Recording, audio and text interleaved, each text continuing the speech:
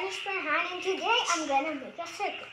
We need two cells, one bulb, and a cell holder, a bulb holder, and a switch. So first we need to put the cell in the cell holder. Always remember that the cell has a positive side and a negative side. So now let me put it in. And you also have to remember that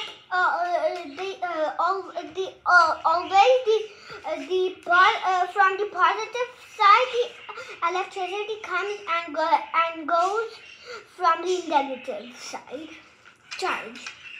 These both are called charges. So now I'm going to put this small little bulb in here.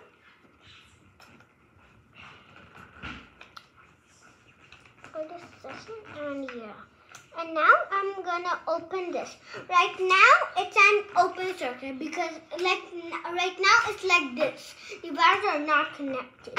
So now when I do it, like open it, right now it's now a closed circuit. Now the wires have been joined.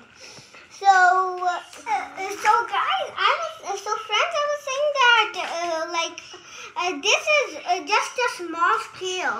Like did you know that in these big lights in your home?